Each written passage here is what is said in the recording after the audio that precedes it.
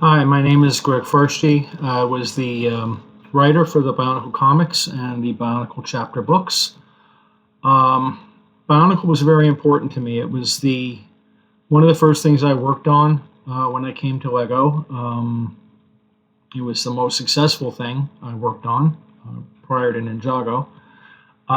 It was a chance to be on a story team. It was a chance to write comics. It was a wonderful universe created by Bob Thompson and his team prior to my coming here. Uh, it had enough story potential that, frankly, we could have written stories for it for 50 years and still not run out of material. That was what a great job they did creating this universe, and I was honored and privileged to get to work on it for as long as I did. I basically lived and breathed Bionicle for 10 years. I was writing the comics, I was answering fan questions, I was working on the novels on the weekends. So it was a very, very big part of my life, and it's something that I miss every day. I was fortunate enough to get to interact with fans on BZPower from 2003 on, sometimes answering 400 or 500 questions a day. It gave me a chance to see what they liked, what they didn't like, where maybe I had fallen short in making something clear in a story. It was invaluable to me as a writer, and it gave me the chance to form some relationships. I still hear from Bionicle fans who are now adults. I hear from some who say that they became writers because of something that I wrote inspiring them. That's very gratifying.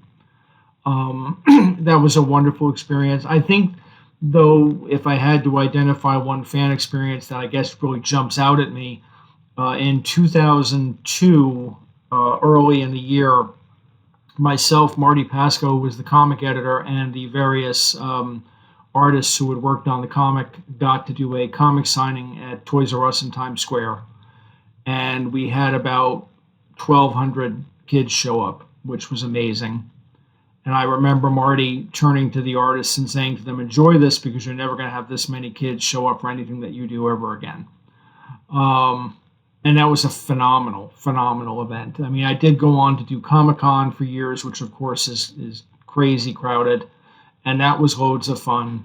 But this was my first experience with this fan reaction to Bionicle. And the great thing about kids is that they are the most honest fans in the entire world. If they like something, they like it. If they don't like it, they don't like it. They're not going to split hairs. They're just going to be honest with you about how they feel about it. So they are, I think, the best audience in the whole world for anything creative.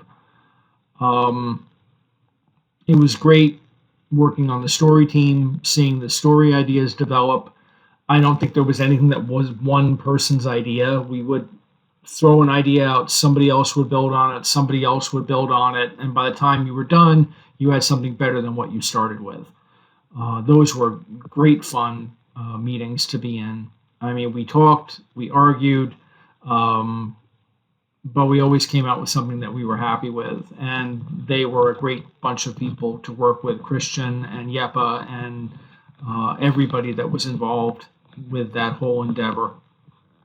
So, as Bionicle was something that had never existed before, really, and maybe never will again. I don't know if any other company could ever do something like this. It was just the right people at the right time and the right concept, and people willing to take a chance and believe in it, give it the freedom to grow, give it the creative opportunity to become what it was going to be. And I just don't think that lightning in a bottle is ever going to get caught again. It's something that I'm very proud to have been involved with. I'm very proud to have been associated with the people that worked on it. And I'm very proud of the fact that fans still care about it. As I pointed out in the past, Star Trek only survived because the fans cared about it after the first series got canceled. Bionicle only survives because the fans still care about it. As long as somebody is thinking about it, as long as somebody loves it, it's never actually gone.